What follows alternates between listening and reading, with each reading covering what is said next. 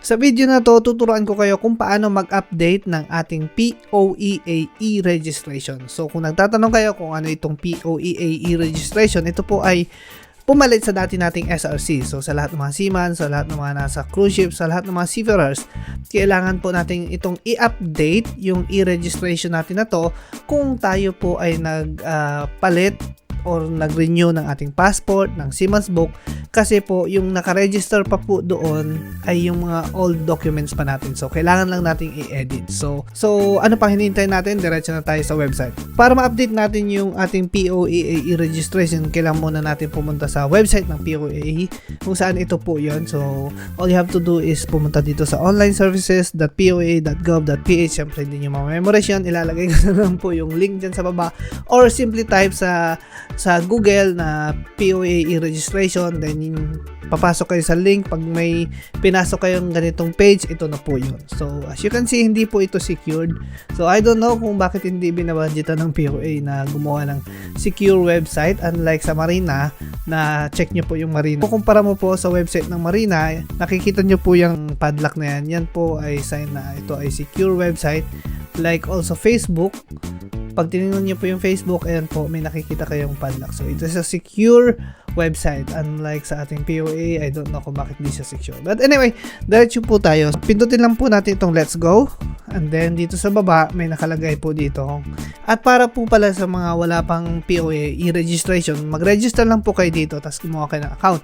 Para naman sa may mga account na gaya ko, gaya nyo, na mga pumunta dito para mag-update, as long as natatandaan nyo po yung inyong email address, that's fine. Pag hindi, malaking problema po yan. So anyway, gawin nyo lang po, mag-login lang po kayo ng email nyo, and then yung password nyo. Kung nakalimutan nyo po yung password nyo, madali lang naman po mag-change password nito. So pumunta lang po kayo doon sa change password at mag-change kayo ng password, tapos bibigyan kayo ng PIN. So ilang beses na nangyari sa akin to na nakalimutan ko yung password. So magsisend lang sila ng PIN doon sa temporary PIN doon sa email mo, and then papasok ka na dito. Ang gagawin po natin para ma-update po yung ating passport ay pupunta tayo sa profile. So as you can see, here's my profile, yun, my name. So i-blur ko na lang po ito kasi nga syempre my personal, dito po yung profile natin. So all we have to do para ma-update yung ating passport, since kung ikaw ay nagpalit ng passport or nagpalit ka ng seaman's book, kailangan mo pong i-update yan. So kailangan ka pa mag-add ng new, tapos i-remove po natin ito, kasi since kung expired na ito, i-remove po natin to, tapos maglalagay po tayo ng bago.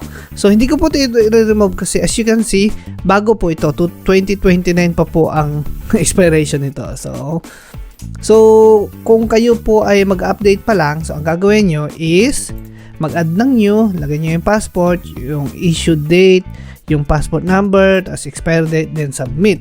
Pag sinubmit nyo po yan, mag-add po dito yan. And then, i-remove nyo na lang yung old. So, ganun lang po kasimple. Ganun lang po kasimple mag-update. So, after that, punta ka dito sa resume. As you can see, yan, tingnan nyo.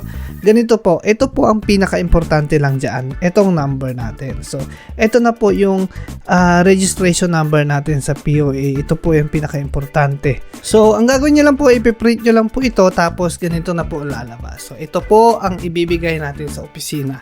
So, ayun, ganun lang po kasimple. So, hanggang doon na lang mga kabaro. Maraming salamat sa panonood. Sana nakatulong tong short video to sa inyo, and I'll see you guys next time. Ciao!